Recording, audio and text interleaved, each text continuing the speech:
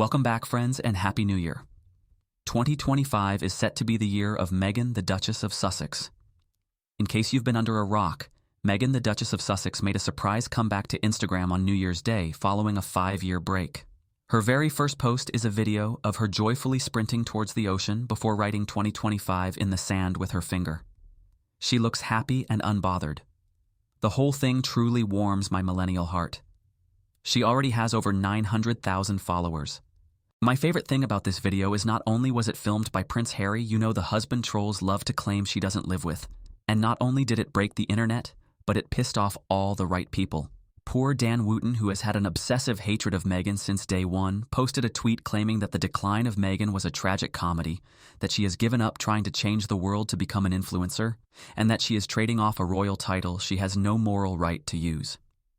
This is hilarious coming from a man allegedly responsible for at least 2 people unaliving themselves, but more on that later. Between his Daily Mail column, which earned him £250,000 a year, and his GB News job, which earned him £600,000 a year, Dan Wooten used to make about £850,000 a year.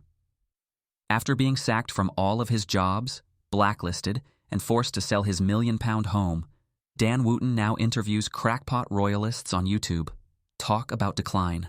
Meanwhile, Meghan's new Instagram account not only provides her with a platform to bring attention to the causes she already champions, but now she can make more money from a single post than Dan Wooten used to make in a year. According to experts, Meghan could potentially make $1 million from a single post, and her potential Instagram valuation already exceeds $10 million. Decline? Where?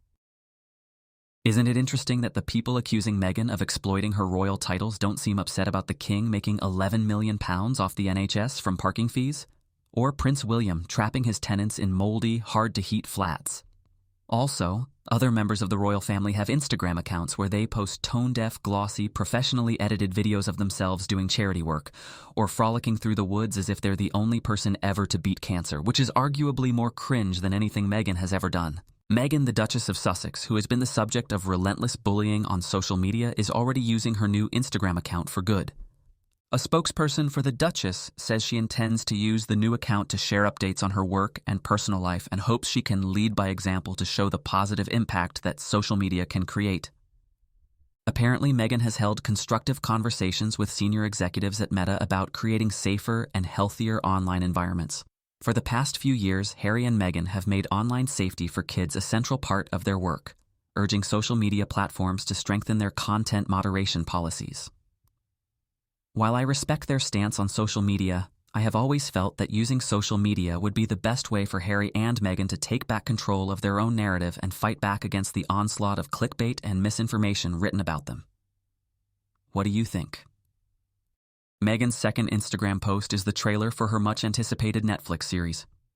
The show is called With Love, Meghan. The caption reads, "I have been so excited to share this with you. I hope you love the show as much as I loved making it."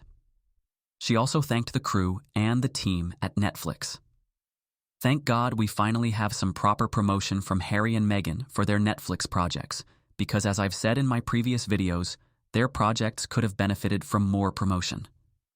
This caption is perfect. It's short, sweet, personal, and millions of people have already seen it. Plus, it didn't cost anybody anything. Do you believe in magic plays in the background as clips show Meghan picking plants in a garden, cooking, and drinking with friends? The intriguing lineup of guests for the 8-episode series includes Mindy Kaling, Meghan's friend and former co-star Abigail Spencer, Meghan's longtime friend and makeup artist Daniel Martin, fellow polo wife Delphina Blaquier, wife of the Duke of Sussex's pal Nacho Figueras, Chef Roy Choi, founder of the famed Korean-Mexican taco truck Koji's, who is considered one of the founders of the gourmet food truck movement, and, of course, Prince Harry. The trailer for With Love, Meghan also features gorgeous California backdrops, stunning interiors, and good clothes. Meghan is giving posh interior decorator, chef, but also a girl next door. Meghan comes across as a more accessible Martha Stewart. No disrespect to that queen. And the whole thing is giving major flashback to Meghan's pre-royal blog, The Tig. By far, my favorite criticism of the trailer for Meghan's new show comes from Brittany Raymer, the idiot behind Royal News Network. According to Brittany, who is such a hardcore royalist, that she traveled from her sad little apartment in North Carolina to London to see the coronation. The trailer looks pretentious because of inflation and global insecurity, whatever that means.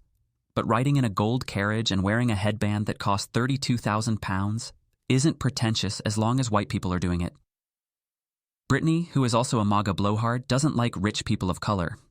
So I'm not surprised.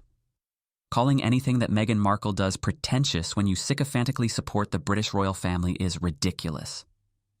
Also, if you don't like it, then why are you following her, you stalker? Trolls have claimed that Meghan, the Duchess of Sussex, is trying to copy the Princess of Wales with her new Netflix show, which is hilarious.